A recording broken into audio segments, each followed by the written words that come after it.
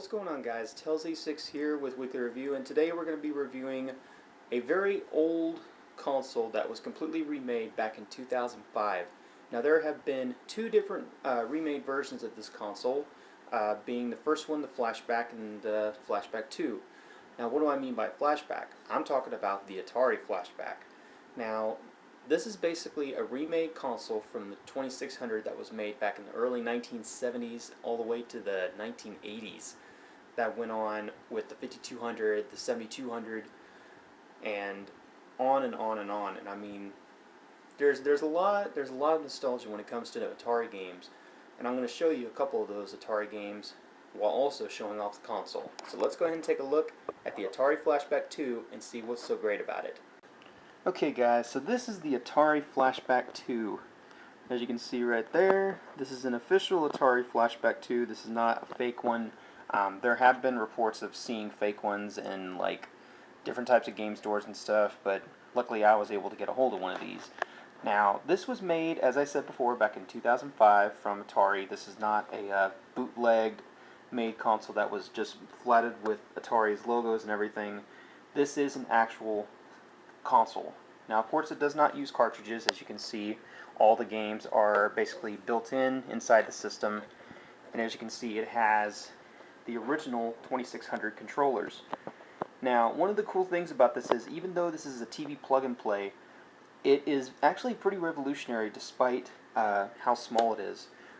Number one, if you wanted to be able to take this on a trip with you, like say if you didn't want to damage the controllers, if you actually just very gently press down on it, you could actually take the controllers apart, and on the very inside where the screw is, there is a metal portion to make it so it stays in place.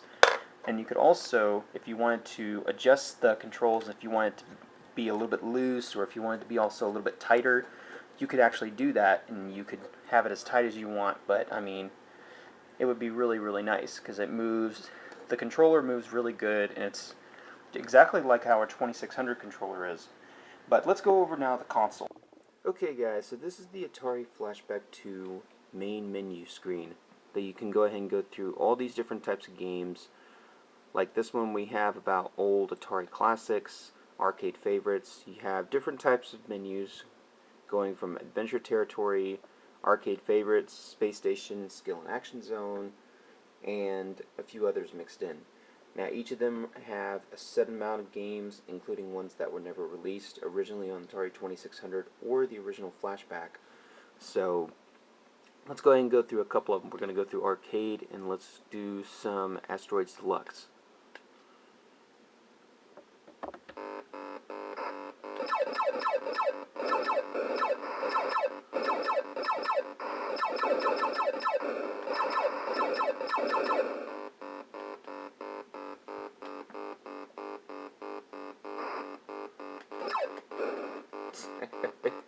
Sometimes the games can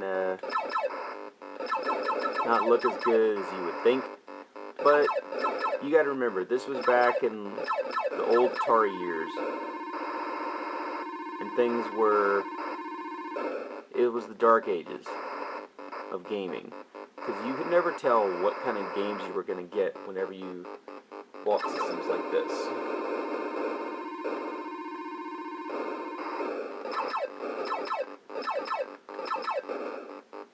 But it does have a good challenge because it makes it so you gotta be able to shoot all these asteroids. It has greatest sound effects, but then again, that was what made Atari so great, was the great sound effects.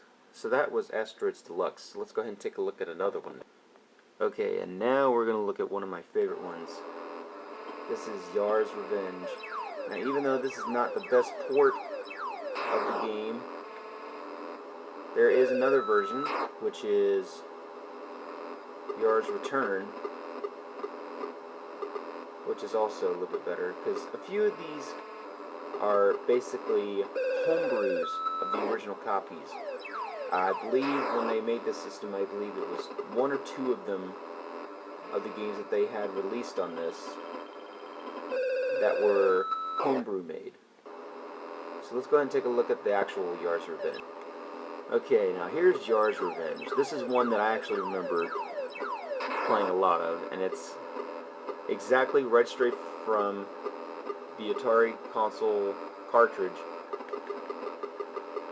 But of course, the object of the game was to destroy this little blob, which was supposed to be your enemy.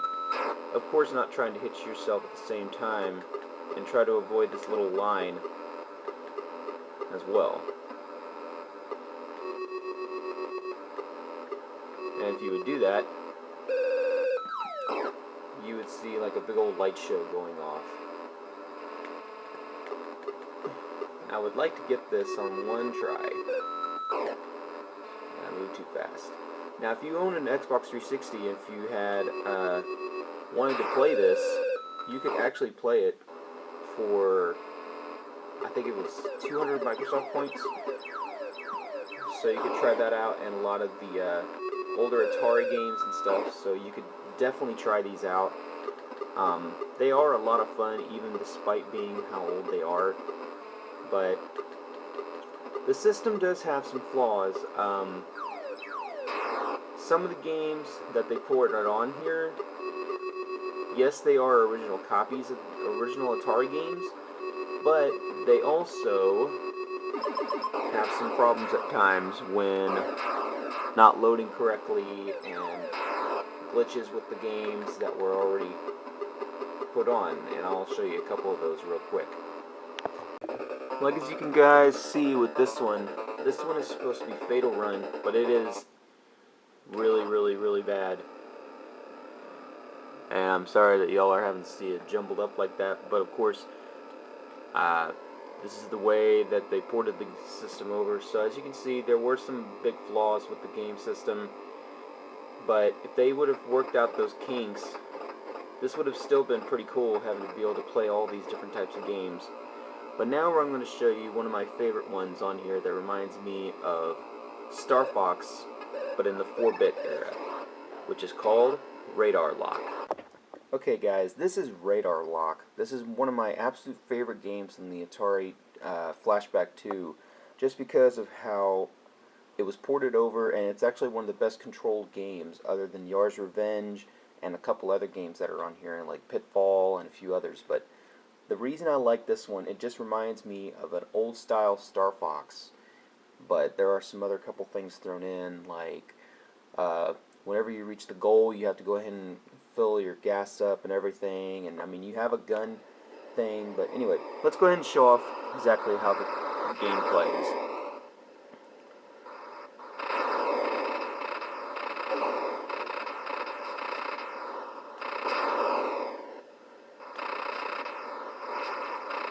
So even if you were not one that grew up around the time of Atari, you now know just what kind of games you were expecting back then. Now, of course, you really had to use your imagination for a lot of these games, because some of them didn't even look anywhere near what they were supposed to be.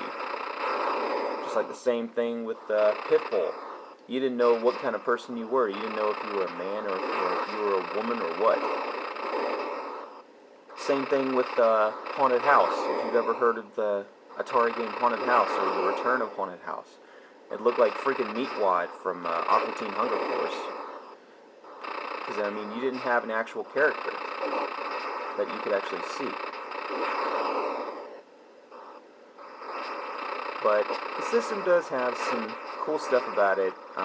It does have some flaws, of course. But that's with every game system. So remember, just because it has a few flaws does not make it anything bad. So we're going to finish this video by landing our plane and giving this guy our gas. And guys, I want to thank y'all for watching my Atari FlashBack console review, and I'm hoping that y'all enjoyed it. So the review for this gets an 8 out of 10 because it is a very nice little console, but it does have some things that I think should have been ironed out when they first released it. So guys, again, thank you for watching. This has been Wii-kly Review. Take care. Later.